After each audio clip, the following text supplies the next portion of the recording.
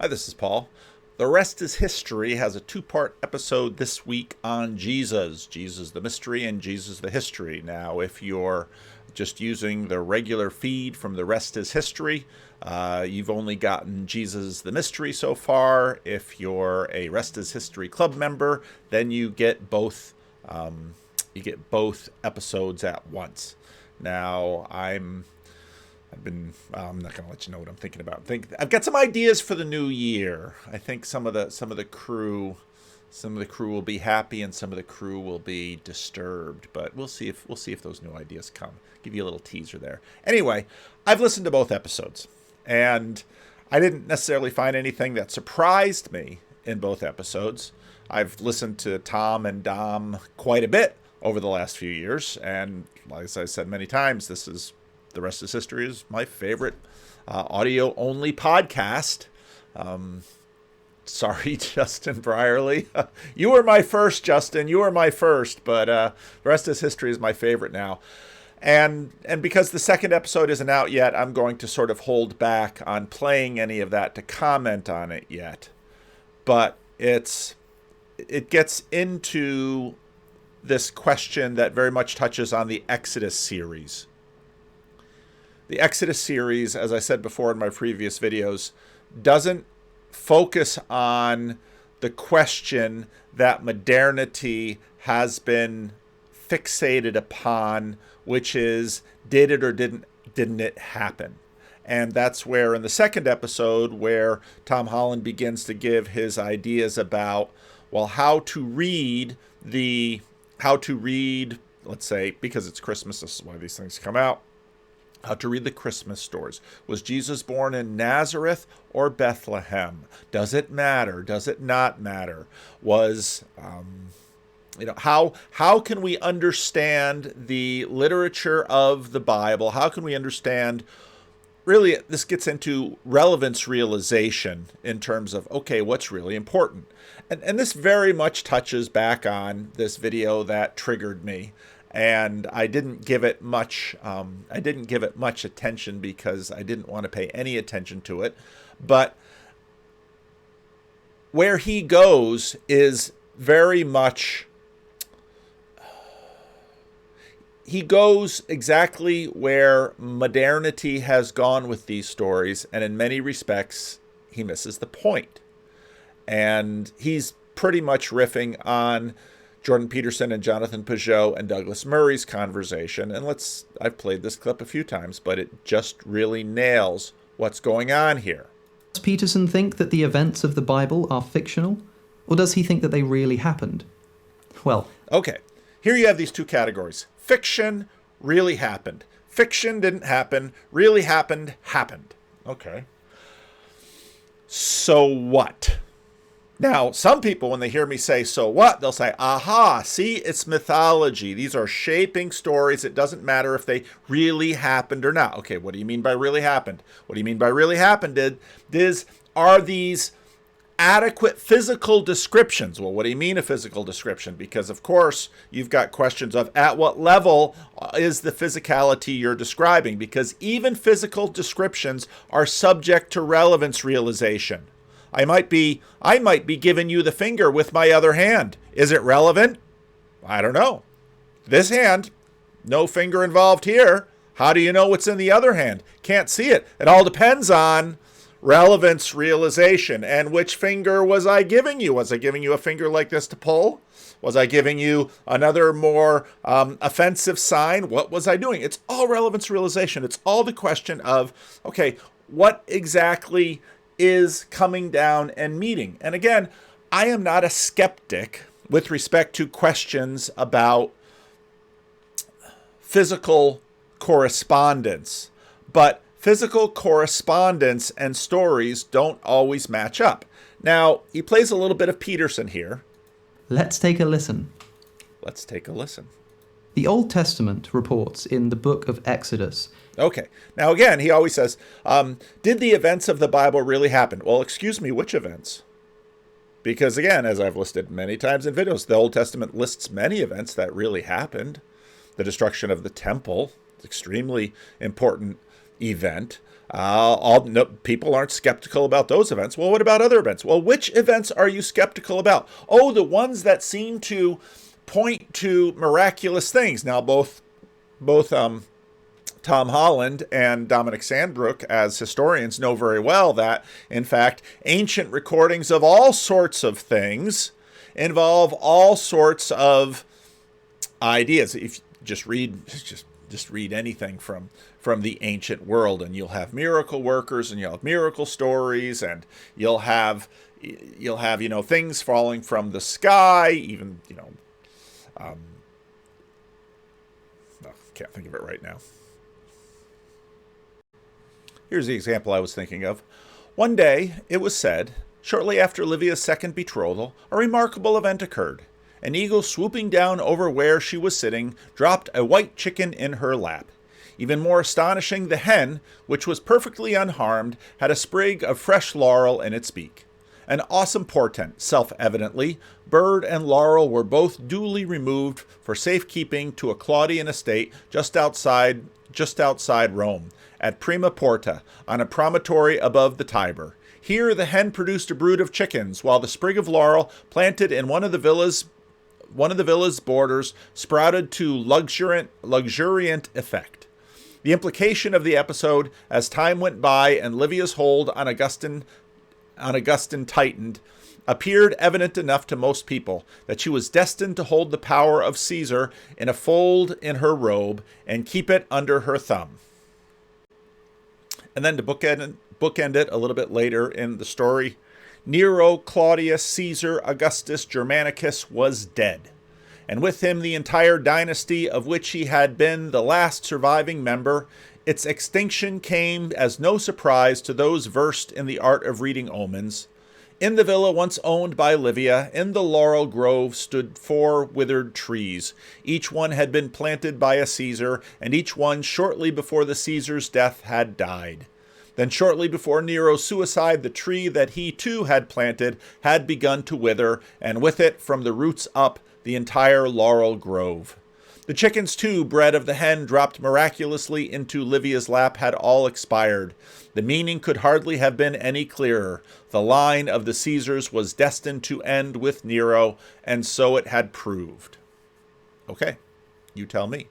Is this a miracle? Did this really happen? Let's listen on. That the Jews were enslaved in Egypt before embarking on a journey through the wilderness after being liberated from their slavery. Moses is said to part the Red Sea during the escape, which he then drops on the Pharaoh and his soldiers, drowning all of them and facilitating the Jewish escape. Quite a specific series of events.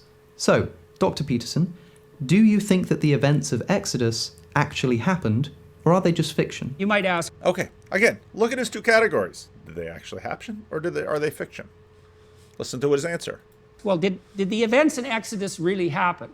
And our conclusion was, well, not only did they happened in a meta manner, they're still happening.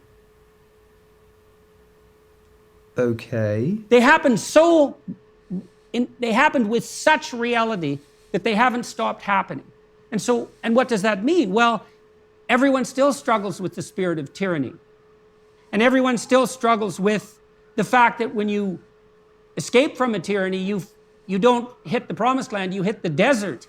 And then when you're in the desert of your imagination or with your lost peers, then you need to struggle with what guides you and what should guide you when you're lost. And then you have to grapple with the problem of appropriate and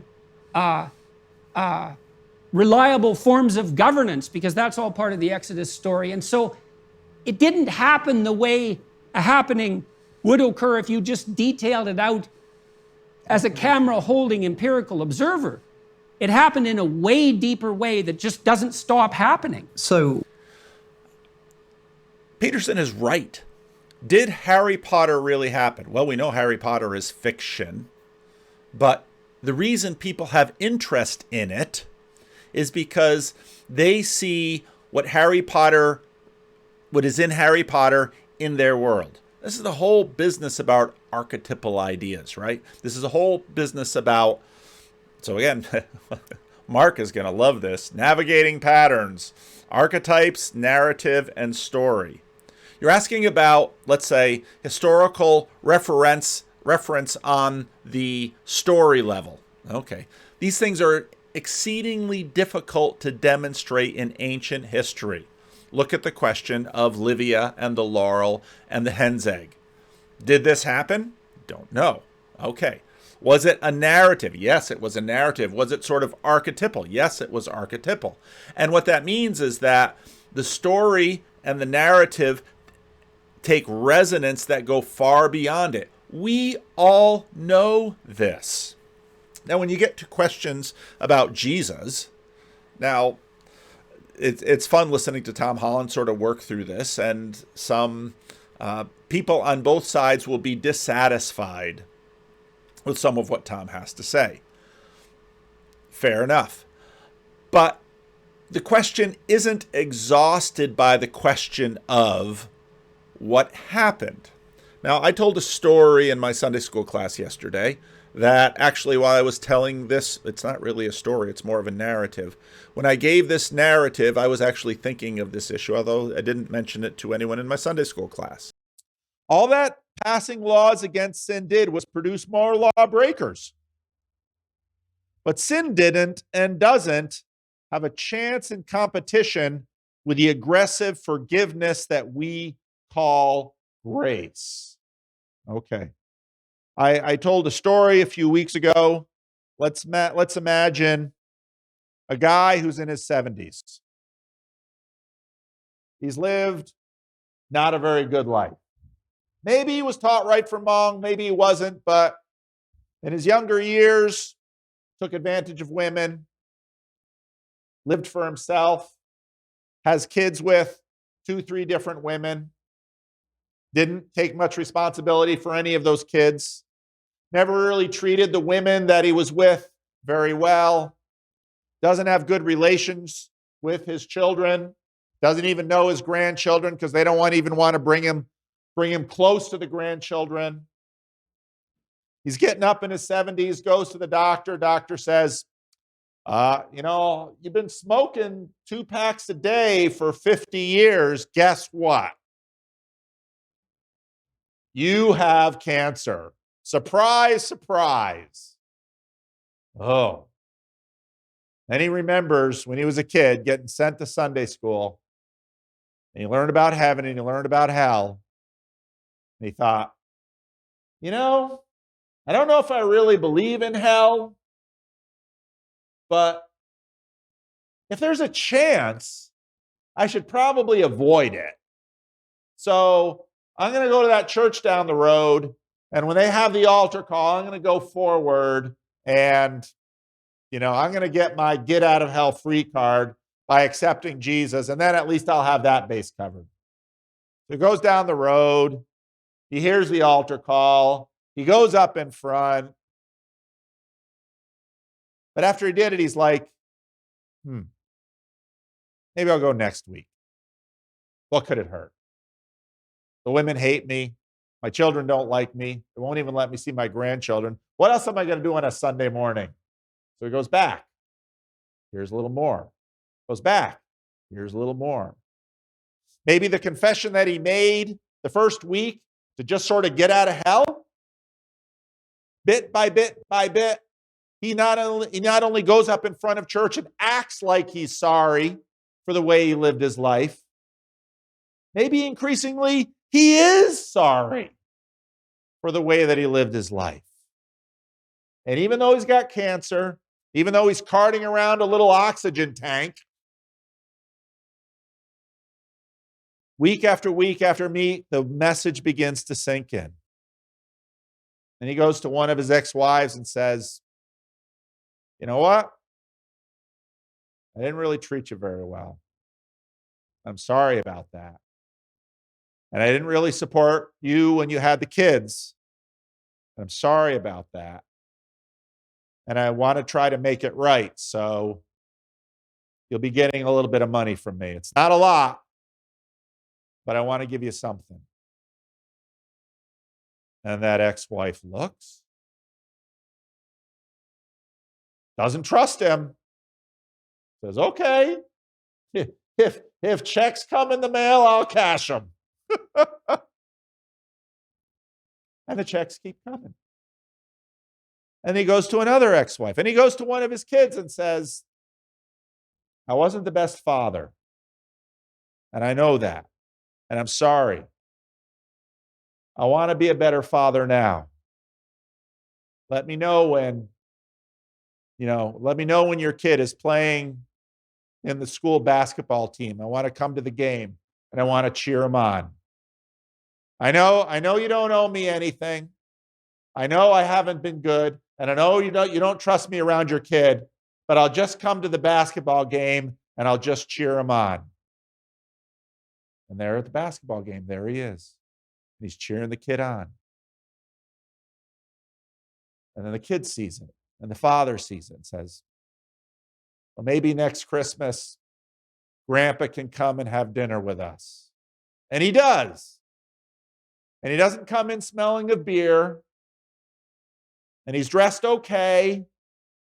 And he has table manners. And he even reads a story to the kids. And there's no drama, and he goes home. And the family says, wow. Bit by bit by bit by bit. Now, he might only last a year or two because he's got cancer and he's dying. And you might say, well, gosh, 70 years of being a jerk and just 2 years of trying to make amends. Again, someone might look at that in the math and say, no, you can't make up for 70 years in 2 years. Maybe, but sort of, right? So then when finally he dies, well, he's going to be able to have a funeral in a church. And some of the people in church are going to say, well, he wasn't really around us long enough. I sure wish he had lasted longer because he seemed to be a good guy. And the ex-wives and the kids are all thinking, it wasn't so good. And then at his funeral, the people around the church start saying, he came every Sunday. And when we had to put the parking lot in, well, he didn't have a lot of money, but he did his 2 cents. And he handed out bulletins on Sunday morning because he knew we needed someone to do that. And then the wives and the kids are saying, he came to my kid's basketball game. And he bought some presents for my kids. And, maybe most of his life he didn't do so well, but just at the end, my kids for a couple of years had a grandpa. And that means a lot to them. That's what Paul is saying here. Okay, so I dropped in a little bit of my story that I told in my adult Sunday school class. And the question is that story true? Now you might say, well, I wasn't attempting to tell something that happened in history in terms of giving some sort of representation of a fairly common sense, observable, physical layer of reality. Fair enough. I wasn't. So in that sense, you might say my story was a fiction, my story was a parable. But as a preacher, part of the reason I tell a story like that is because I know this story will communicate to people. And after the Sunday school class, as what happens invariably when I tell a story like this, now you might also notice that, well, Vanderclay, you're bald and you got this gray beard and you got all this stuff. You've been doing this stuff for a while. Yeah, I have. Well, where did I get the story from? Remember how Peterson talks about how you sort of take a compilation of many lives and you put it together and you tell a story that is in some ways more real than all the individual lives that make up that story? That's exactly what that story is. It isn't about one life. I could list, and I'm not going to do here, I could list a name. I could name people that I have taken elements of their life and put it in this story. And in fact, after the Sunday school class, a member of the Sunday school class came up to me and she told me a story of her brother, which had elements of this story in it. Because when I told this story, that reminded her of her brother. Now, why are these stories more real in that sense than just a representation of physical reality? Let me give you an example. Imagine for a minute I'm telling a story about, now again, the same guy, because that's the language I used, the same guy that I used in the story in the Sunday school class. He got up. He went to the bathroom. He brushed his teeth. He went to work. He came home. He ate dinner. He watched TV. He went to bed. Now, what some of you were listening for was some drinking. Well, I didn't tell about the drinking. Well, you have to tell about the drinking because the drinking is an essential part of the story. Oh, why do you know it's essential? How is the drinking different from all of the other aspects of the story? I don't know if this is a simple question or not, but you often talk about the distinction between how we see the world today as modern people and how the ancient people would have viewed the world and the lens through which they would have observed things and perceived things. Would it be possible to pin down maybe the fundamental distinction between how we as modern people tend to view things as opposed to ancient people? Is there one core at the center that differentiates our perception from theirs? Yeah, I think that the best way to understand it is there's a move away from the phenomenological point of view as being let's say the point of consciousness, towards a kind of abstracted scientific vision of understanding the world. And so now, what he just said there is very important, because when you ask this question, what really happened, we are not cognizant of the layers of phenomenological perception that we are simply assuming. Because what we assume is, and you'll sort of notice this in so notice when he's talking about some of these stories, he'll pick a story like this, okay? And he'll pick a picture like this. Well, why would you flash a picture like this when you're telling the story? Because implicit in the telling of the story is sort of a group of phenomenological expressions that, well, are actually sort of linked. So here's a question. So this is obviously the story of the horse and rider thrown into the sea. Now, okay, so you have these horses. Are these Egyptian horses? Well, no, they're just representations of horses. Are these Hebrew people? Are these, I mean, there's whole ranges of things that you have to sort of assume and abstract, and sort of, this is why I was talking about the monarchical vision, sort of bring up and say, well, here's an event. Oh, okay. And you're going to represent the event in this way. And so now in an artist's rendition of this, you have all of these pictures and smiles and so on and so forth. It's all this representation. And compare that, let's say again, to my little story here, which is a very bare bones representation. And what my class was doing when I was telling this story was sort of connecting this to their lives. So my Sunday school class is almost completely made up of senior citizen women, almost all of them African American. And I have lived much of my life in ministry in African American communities.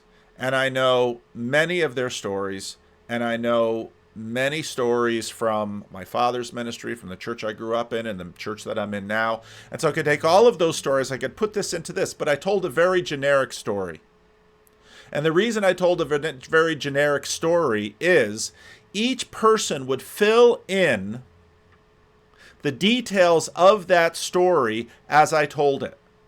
Now, they would sort of mentally just jump over, let's say, items that stuck out.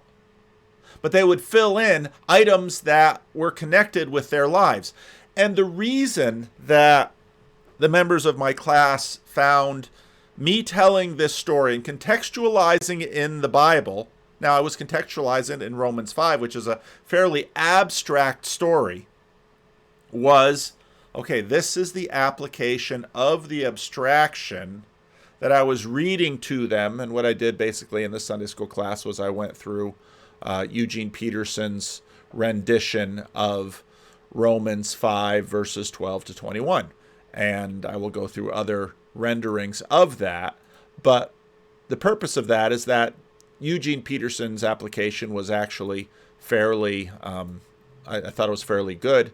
But now one of the things one of the points that I made in the class with this little diagram here is that there's sort of level jumping here. And our brains sort of skip over time and space very rapidly. So I'm telling a very abstract story that everybody is sort of coloring it in. It's like I sort of pencil out the story and people are coloring it in with their memories of people in their life. And in this way, the story not only gets more real, but the story gets powerful and applicable in their lives, and it will shape them in their lives. Now, one of the things that I noticed today, so Jordan Peterson has Bjorn Lomborg on again. Jordan's really hitting on some of these things. But what I noticed in both this video and the video about the psychedelics, which was the last one, was that on his way into the interview, I don't mean that physically, but just notice again how I did this. And this is the point C.S. Lewis makes in Miracles, that you can't actually talk without metaphor. And so on his way into the interview, and I don't mean, again, as he was entering the room, no, I don't mean that. What he's doing in sort of when he's gearing up to have this conversation with Bjorn Lomborg about a topic that Jordan is very interested in, he has to frame the conversation and contextualize it so that it fits into a worldview. And the way he does this is connect it with what he wrote in the 1990s in Maps of Meaning. All right. Hello, Mr. Lomborg. Very nice to have the opportunity to speak with you again. I thought today we would start our discussion by talking about what young people are being told. And I want to lay out a few ideas for you, and we can delve into this and we'll move on from. Okay, this is how he's sort of setting it up. Now you might say, well, he's setting it up. He's setting up the conversation. That's exactly what he's doing. What he's also doing is contextualize it and sort of, like in digestion, we chew, we masticate in order to, that's the first part of digestion. And then we bring it into our stomach and the stomach acids work on it. In many ways, this is what Jordan is doing with this, and he's sort of setting up this conversation. And I haven't even listened to the conversation. I just got to this part, and it's like, this is part of Jordan's own continual evolution with these conversations. From there. So I've just been reading Alex Epstein's book, Fossil Future. And in that book, he details out, first of all, his belief that in the foreseeable future, that not only will we have to use fossil fuels, but we should use them. And he explains why. Now, if I played that little section for, let's say, one of these celebrity atheists, they wouldn't think anything of it. Because that type of description he just used, it's highly imaginative, it's highly symbolic. I'm not saying that it's accurate or inaccurate, but it connects to what is with us sort of like these implicit pictures, like that picture that Cosmic Skeptic put up of the horse and rider throwing into the sea. He's painting a picture, and the reason he's painting a picture is that that's how human beings actually work.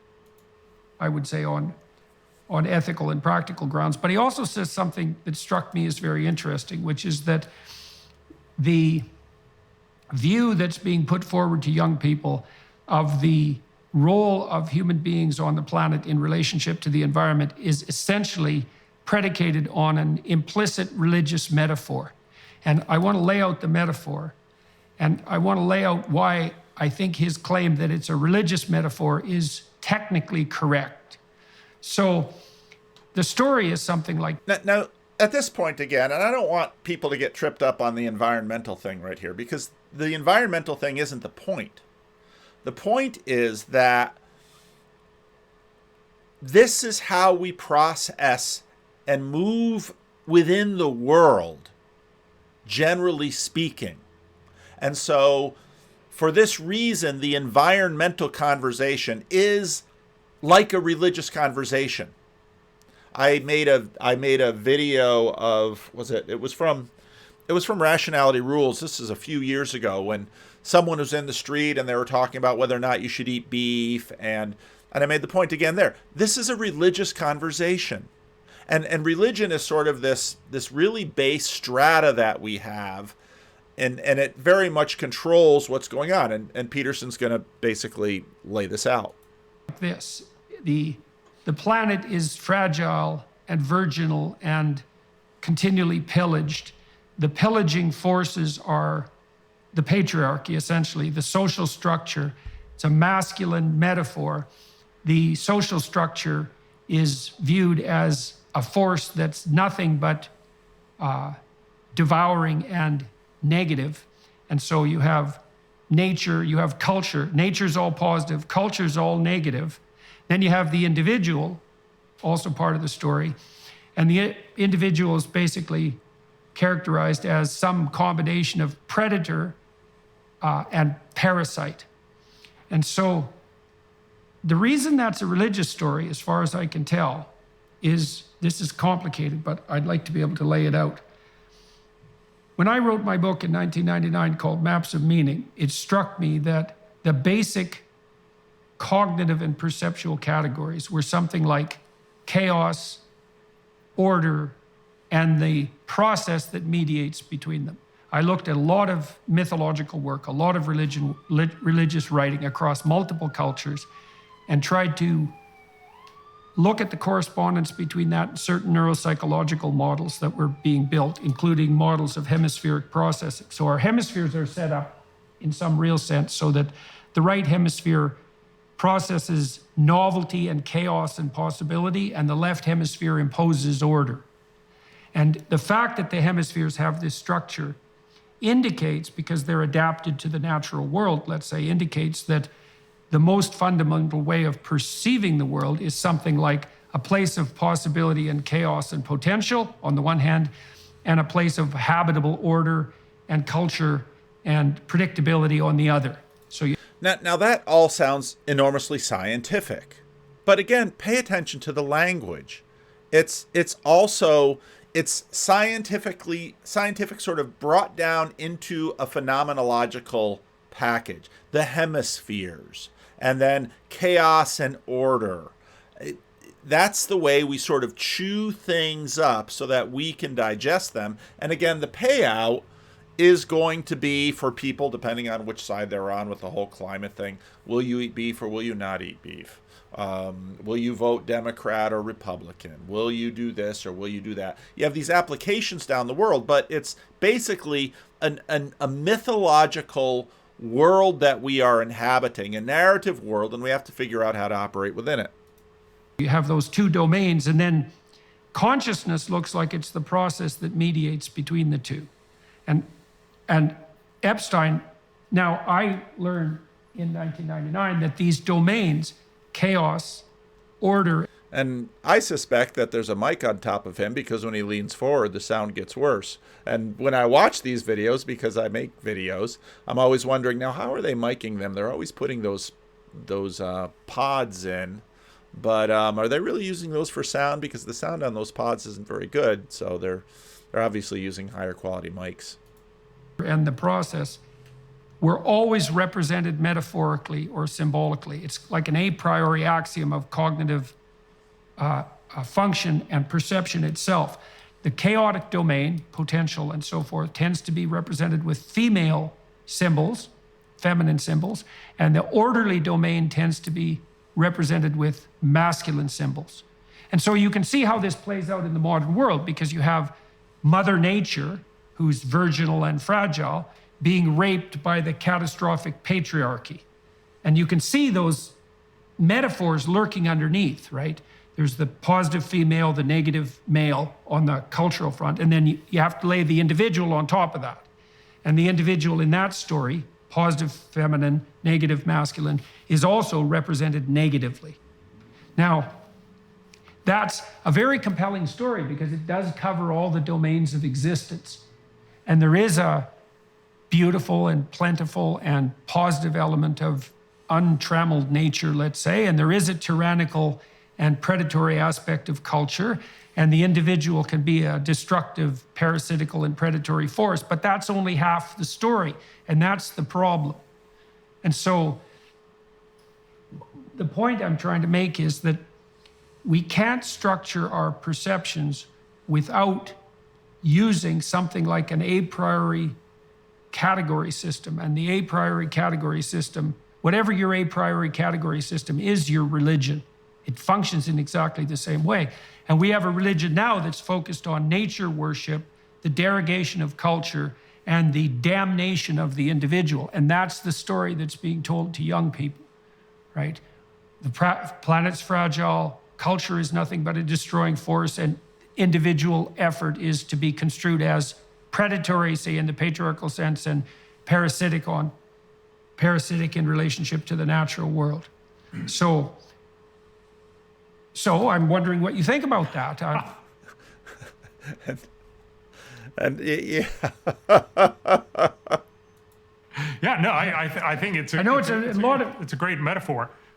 So again, if we go along with this, and if we all have religion, I would tend to say that my religion is data.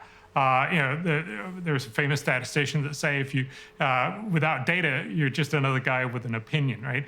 We have a lot of knowledge about the world, and the reality is that much. But of course, I mean, it's always data and narrative back and forth, and so he will assert that his data leads to this narrative, and others will assert that it doesn't. Much of this is built on stories and metaphors and things that we've heard, and it's probably not very conducive to understanding what the world is actually like. And I totally agree with you that everybody, not really just young people, but especially perhaps young people, are told. Now he says here what the world is actually like. And then he's going to use statistics.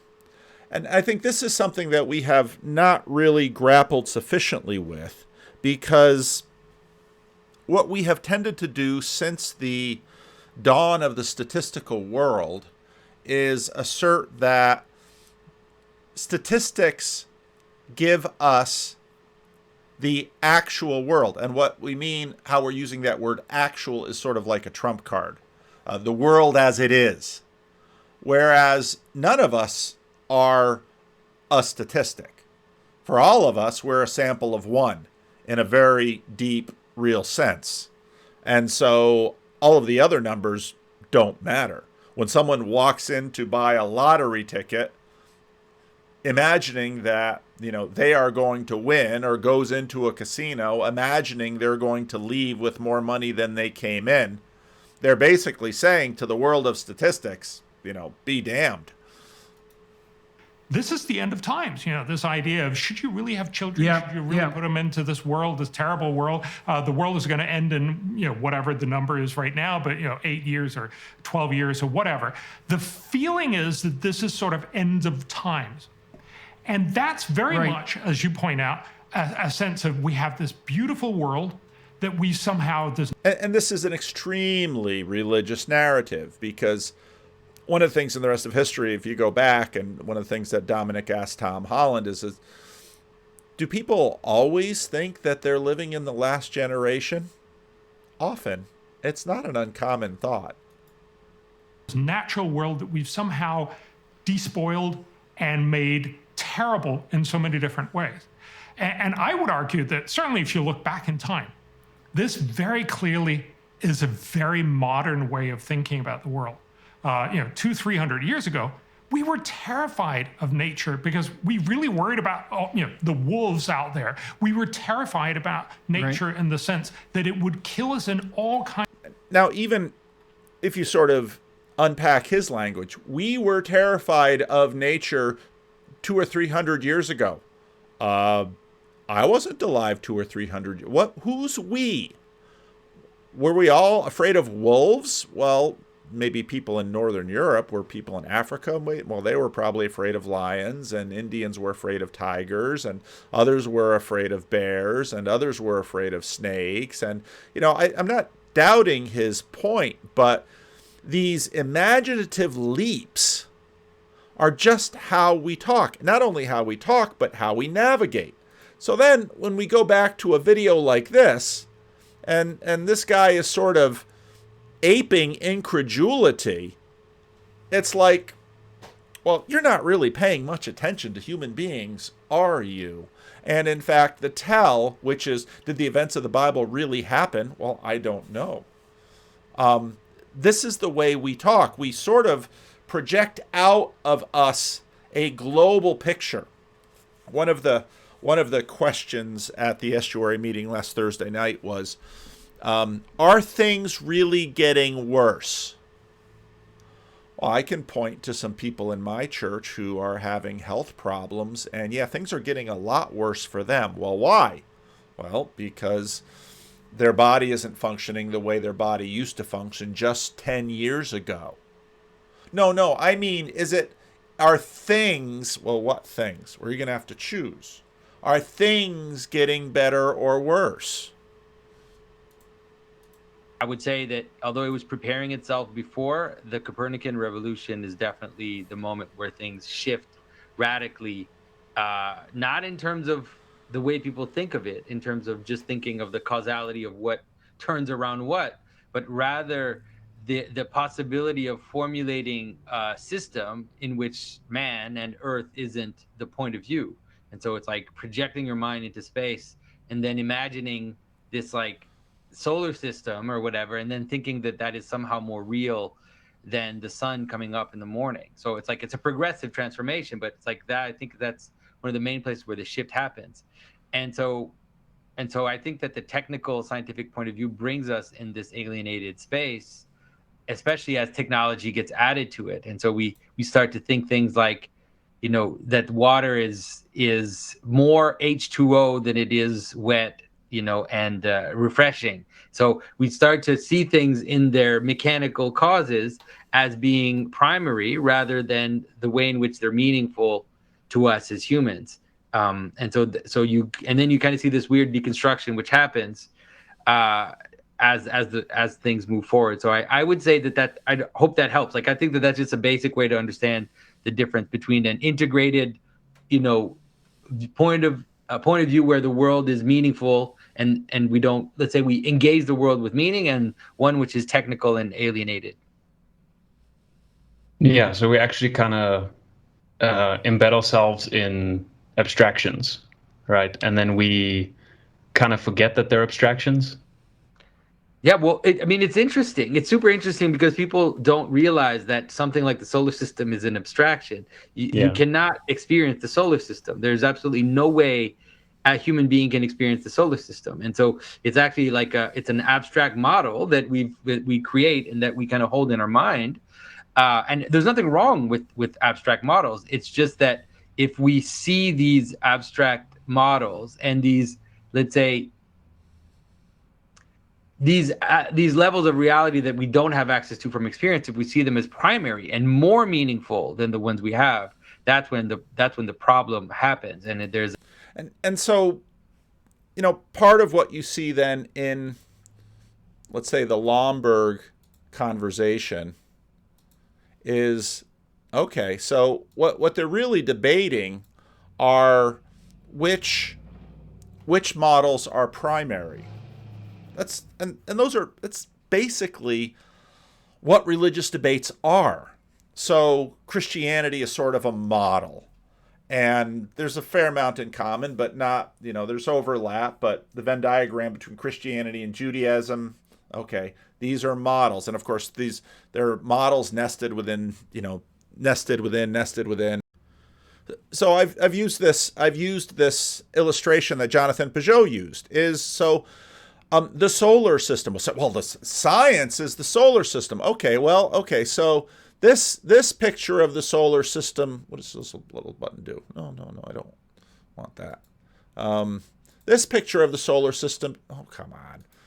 This picture of the solar system here. Here's the solar system. Is this what the solar system is like? Well, what do you mean? Does it have all those, if I go up if I go up from Earth, do I find this big white line and then I run into a space between a giant A and a giant E because that E is about the size of Earth? Oh no, you're not. You're just being pedantic. You're being pedantic because you're imagining that those labels are in space. Oh, is this how the planets are lined up? Well, no, not exactly. Gosh, what is this browser doing? Trust the facts. Gosh, remember, Embody. We know what's good for you. Where are we going? Okay, here's another one. How about this one? Or how about this one? Or how about this one? Now, each of these models will sort of demonstrate something. This model attempts to demonstrate sort of size comparison, but that doesn't mean that the sun is this big. Well, it's relative. Well, but the space between the planets isn't relative either.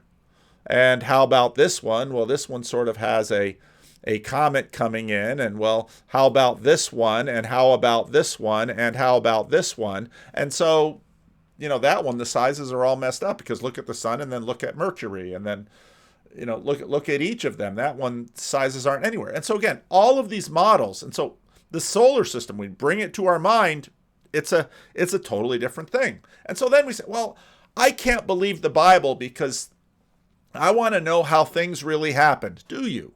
Which things? In what way? What description will really be adequate to things happening? It's almost like we actually live in an alienated reality. The same goes for microscopes and telescopes. It's like you look at something and you think that what you're seeing through the microscope is somehow more real than the orange that you're eating. And so yeah. So what is the difference between one of these models that you describe, like an abstract model of something, and a symbol? Well, and so it's not that scientific vision and these abstract models can't have symbolism to them.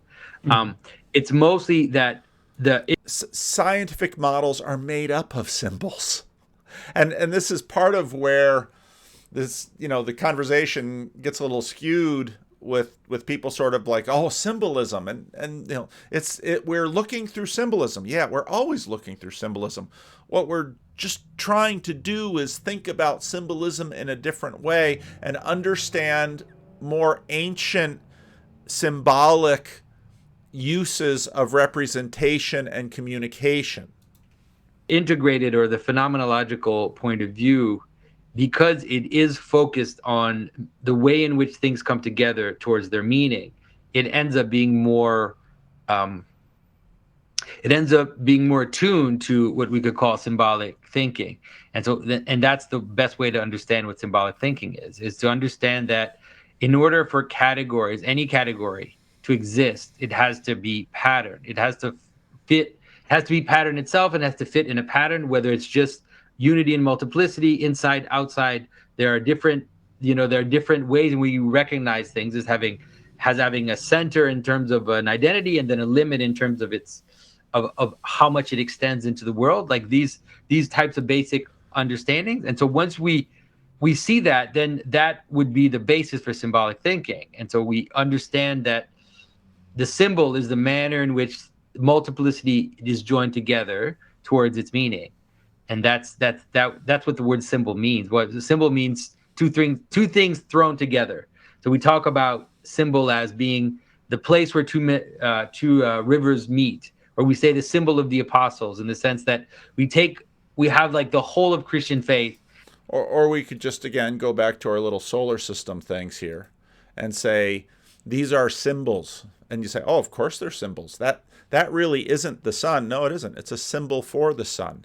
And all of these, the page is just simply full of symbols. Now, this is another conversation with Matthew Pajot. It's on a small channel, but this is a fun conversation in a lot of ways. There's a technical level to reality that is not as important as people think. It's important when you do science and when you do engineering and stuff like that, but it's not really important as a human, as who we are, Understanding the technicality of how things work, is that really important? I mean, like we were talking about before, gardening. Right. If you experience gardening, is it really important to know the biology and all the technical, molecular explanations of how the plant grows? No, it's not. It's really not. It changes nothing to the gardening, actually. If you can be really good at gardening and know absolutely nothing about molecules and atoms and stuff like that. Do you see what I'm saying? Like, there's different levels. You could still put a seed in the ground and it sprouts up, and you can still engage with it all that way. You engage with it, and it's like there's different levels, and we have a tendency to think that the bottom level is more real than the upper levels. It's not more real. Like scientific, technical, know how it works level. Now it's funny because when he says the bottom level, well, how far down do you want to go? Well, let's go all the way down to physics, and let's think about waves yielding particles and all these little nested particles in the atom and molecules. And how far down are you going to go? Because what we tend to do in modernity is think of atomistic thinking, these tiny little balls. But yeah, or for example, like saying that the atom is made of molecules and atoms. Somehow that's more real than the level of the plant itself that has its own laws and rules, and it develops and things. But it doesn't matter how the atoms work at that level. It's like, if you're familiar with computers, we can use the analogy of a computer. It's actually a really good analogy. You can be a computer programmer, and know zero about the hardware. You understand what I'm saying? Like, you're a programmer.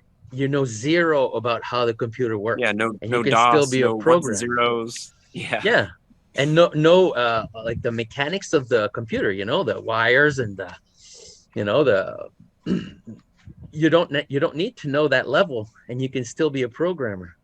So isn't that interesting, though? So it's not true that these levels have to be connected to each other in your knowledge.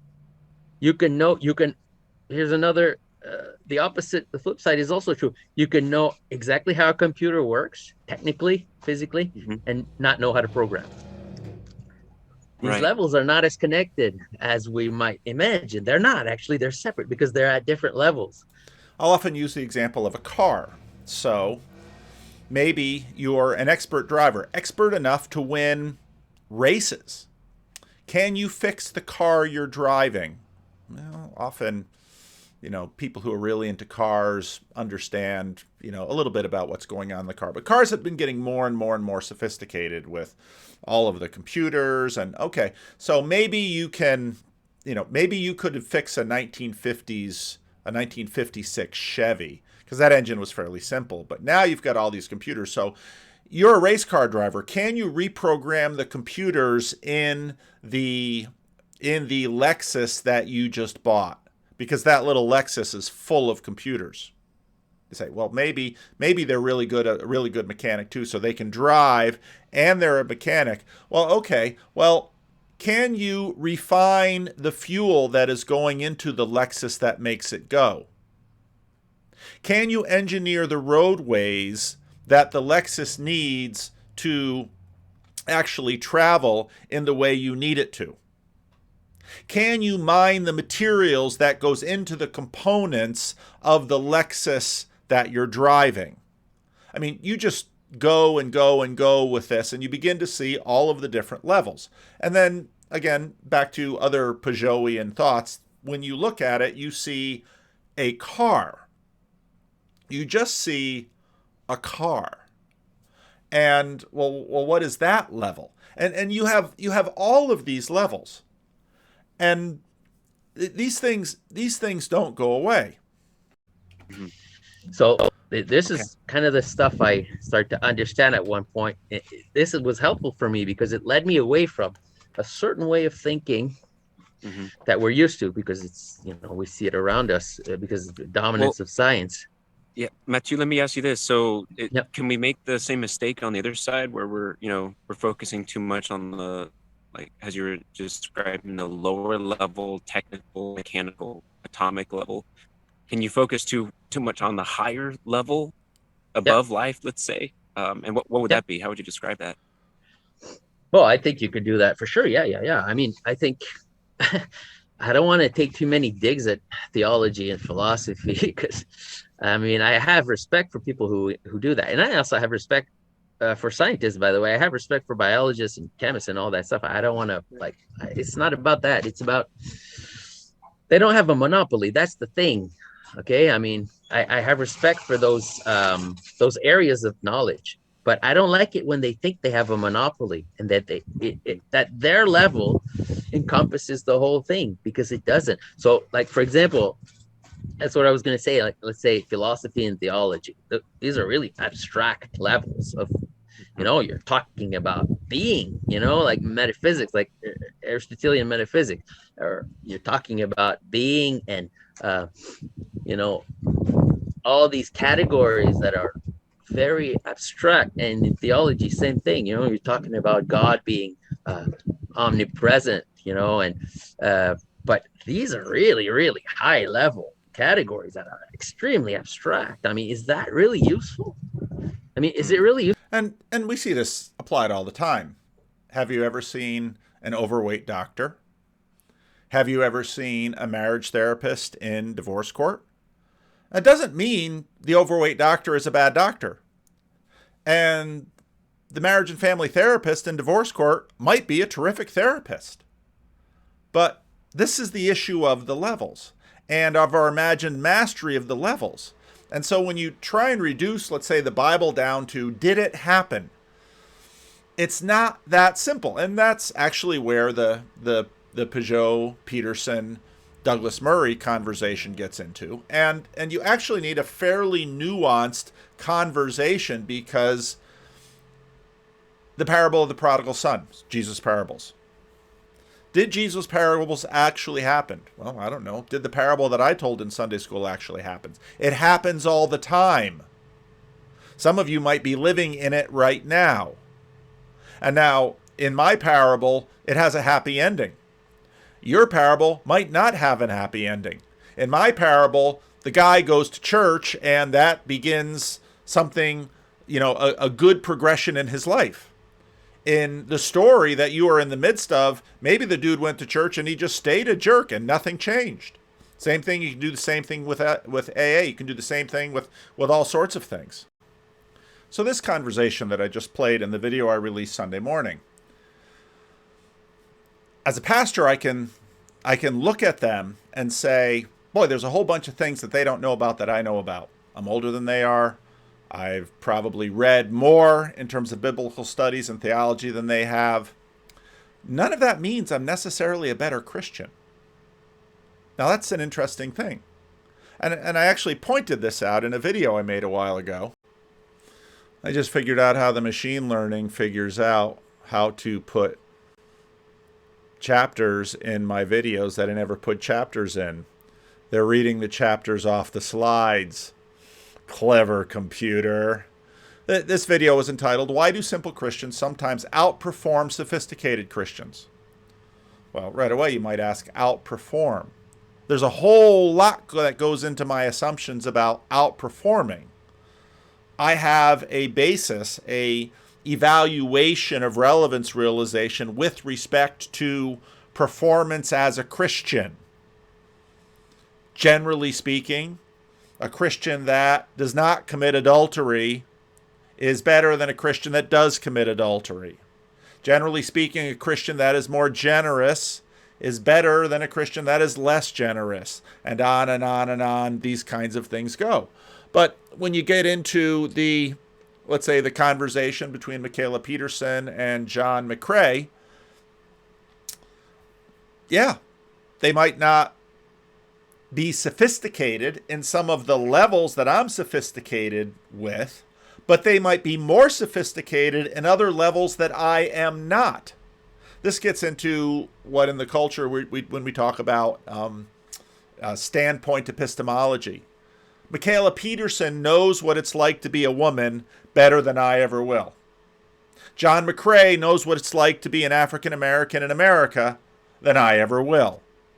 I know what it's like to be a Dutch Calvinist than either of them ever will.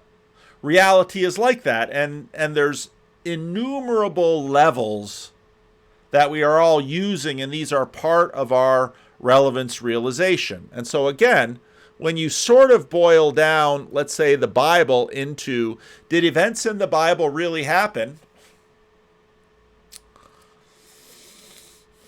Does it make a difference whether or not Jesus rose from the dead? Yes. Does it make a difference as to if we can get an idea of what on earth this Exodus narratives are about? Difficult. Am I skeptical that something happened behind the text? No. Does it look like exactly the pictures in my mind that arise in my mind when I read the text? Probably not. And we all know this about. This was a very famous picture a number of years ago with little alien Gonzalez, and he was, being taken because of a custody dispute and immigration and all of this stuff. But the picture, now, most of us wouldn't deny, well, what's going on in this picture?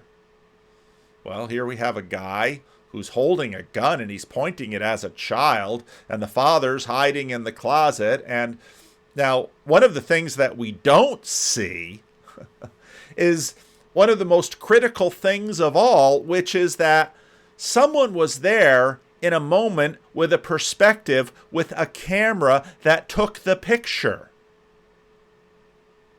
Now, when you stop and you think about that, you might say, why? Who's there with a camera? Why are they taking a picture? And now maybe, I don't remember, maybe this was video being taken. Why did whoever wanted to use the relevance realization to take this frame? Because right away when we look at the picture, we look at the face of the cop. And we look at his finger by the trigger. Oh, it's not on the trigger. Well, that's good. And we look at the face of the little boy. There's actually a hierarchy that is built into us that we use to process the picture. And for the most part, we're unaware of that hierarchy. And of course, then psychologists will have all sorts of tests and things to try to suss out exactly what we're going to look out first. And probably the thing that I look at first are the whites of the eyes of the cop holding the gun. I immediately go right there. What color is his hair? Well, whose hair? The cop's hair. Can't tell. It's like, well, okay, the mustache is a little brown. So, on and on and on and on and on. You can go with this stuff. And you look at all the levers. Well, there's the government level of this in terms of immigration. There's the child custody level of this in terms of family law. There's the racial level of this. You have these two individuals from Latin America versus one white cop. Now, what if it had been an African-American cop? Would the picture have had as much punch in that case? You have the age of the child. What if it was an 18-year-old? Well, it would have felt totally different. All this stuff is built into this. And now if we pull up pictures like this of, oh yeah, it's Cuba. Oh yeah, so now we have Cuban history all built into this. And now we have pictures of him and his mother. And it's like, well, first it's ripping him out of the arms of his father, but then his mother, and wait a minute, there's another kid in the picture here, and then the story just gets more and more complex the more that you, Time Magazine, and then, Alien Gonzalez today, well, now he's all grown up, and is this a uniform? And on and on and on these things go. So then when we get to something like the biblical series and we ask ourselves, well,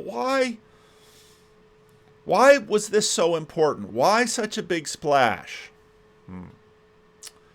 There's a lot of layers in this. And to just sort of say, well, what we want to know is if it really happened. And then when they say, well, that's probably not the right question to ask. It's not that that's not a very interesting, perhaps important question in the stack. But when it comes to the stack, this is what you're going to focus on almost exclusively, well, your relevance realization filters are really showing. I get to the end of a video like this and I just think, I don't know if I should even publish this. This is such a hodgepodgey mess. We'll see if it makes sense. So I'll post it. You can let me know in the comment section.